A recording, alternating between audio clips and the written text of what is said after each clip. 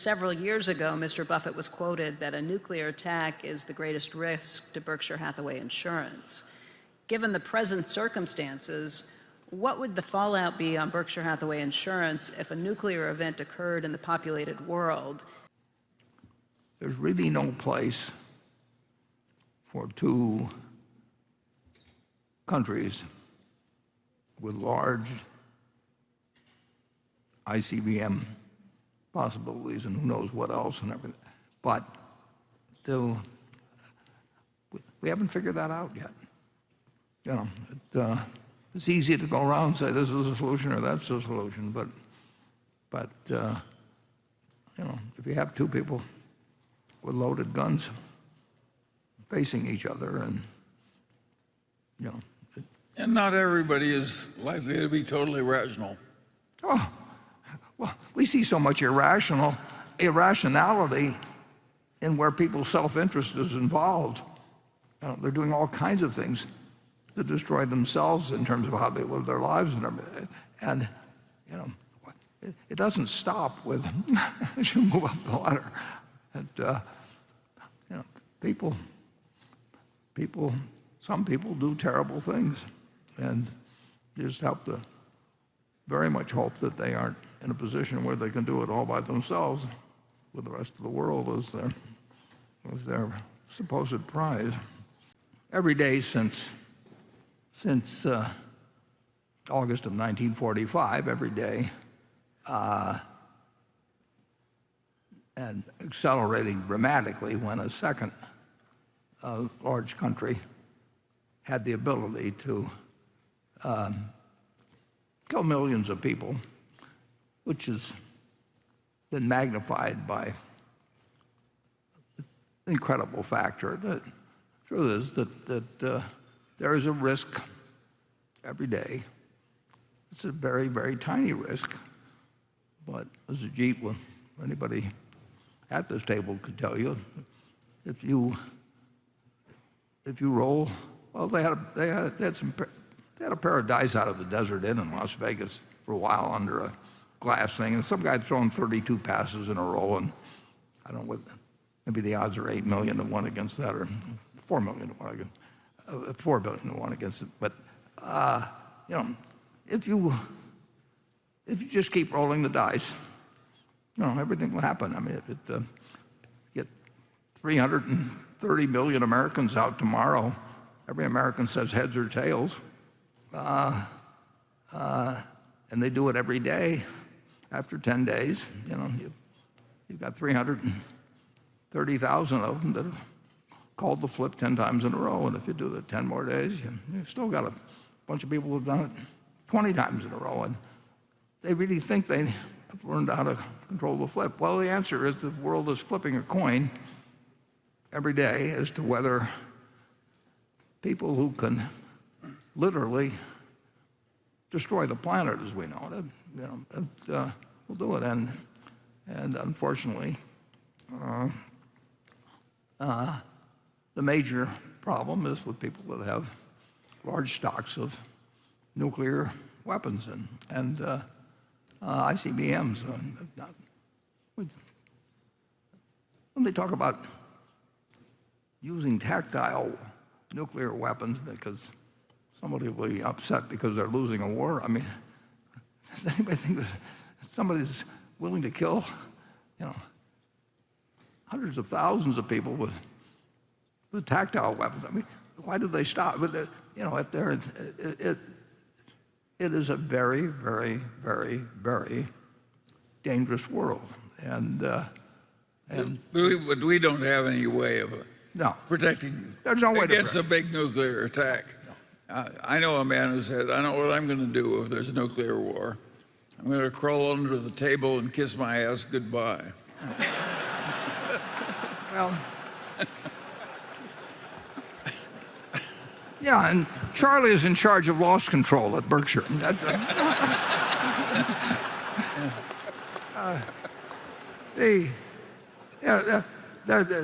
We have no solution for it. No, we don't. And there isn't any solution for it. And it's extraordinary when you think about it. In August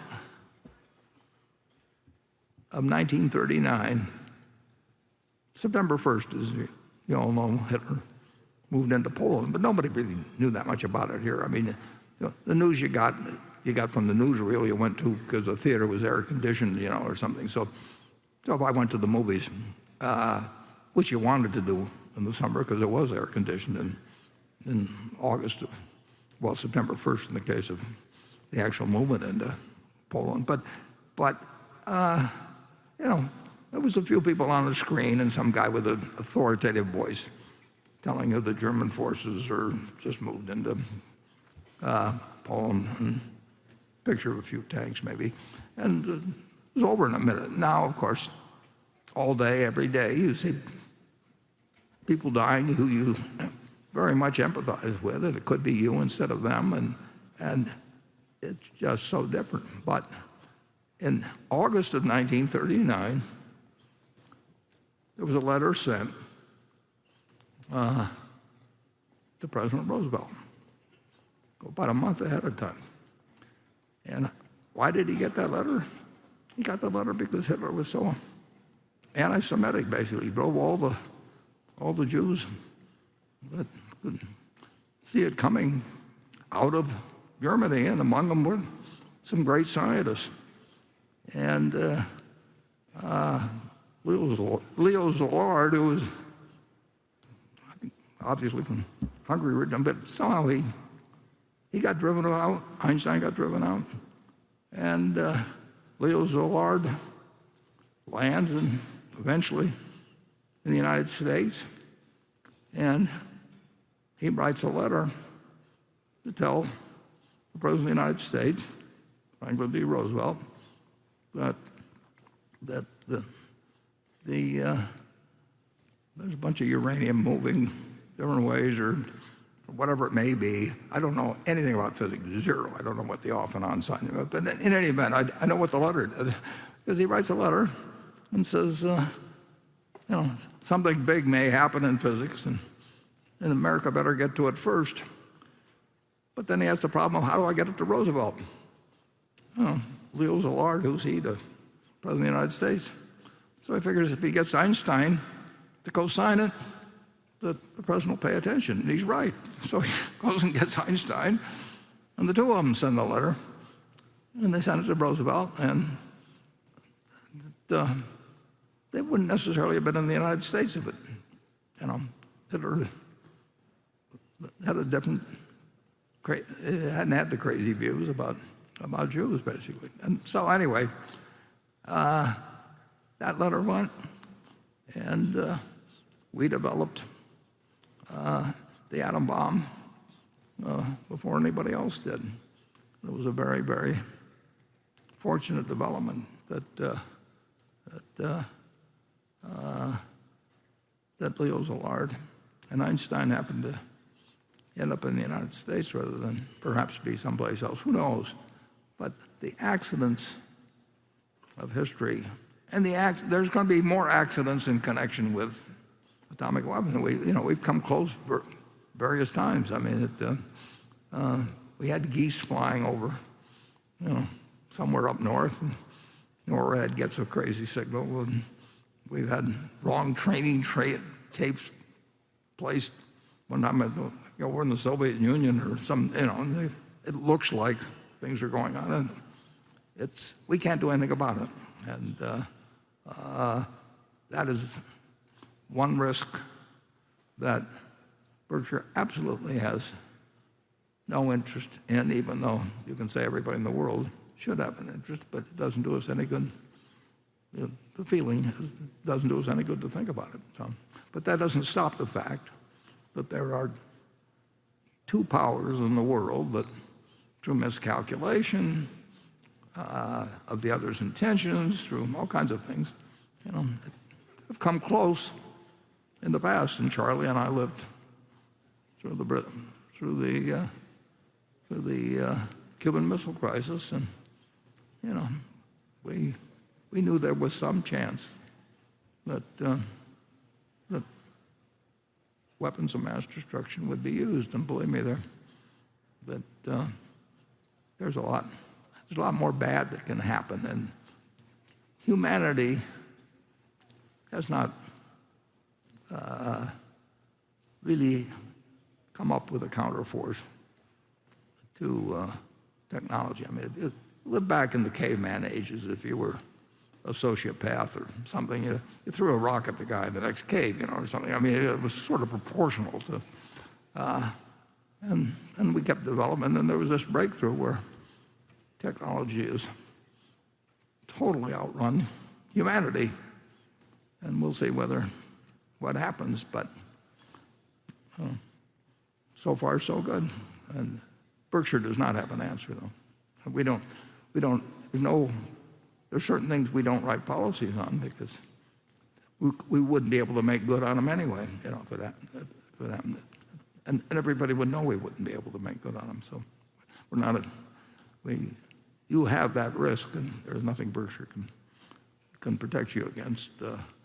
And we've been very lucky so far. Did you ever get any questions in terms of? In addition to all what Warren has said in terms of the chance of something like this happening, the additional thing that concerns me about a nuclear situation is my lack of ability to really estimate what our real exposure is in the event of a nuclear event.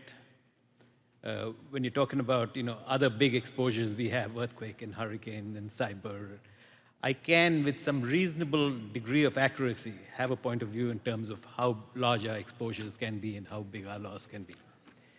When it comes to a nuclear thing, I sort of surrender. It's very difficult for us to estimate how bad can be. Very many different lines of exposures will be affected by it. And even though in almost all our contracts we try and exclude nuclear as a covered peril, nevertheless, if something like that were to happen, I'm fairly positive that the regulators and the courts will hold it against the insurers, and they'll rewrite the contract and we'll be required to pay. For example, one thing which is already being talked about, we issue what are called fire policies. And these fire policies try and exclude nuclear as a covered peril. But there are several regulators who feel that, gee, if it's a fire policy and if the nuclear attack causes a fire, then how can you exclude fire? And you better include fire. So, debates like that we will have to live with, and it'll be very difficult for the insurance industry to fight back both the regulators and the court systems in terms of what is covered and what is not covered. And there won't be any regulators or anybody else. So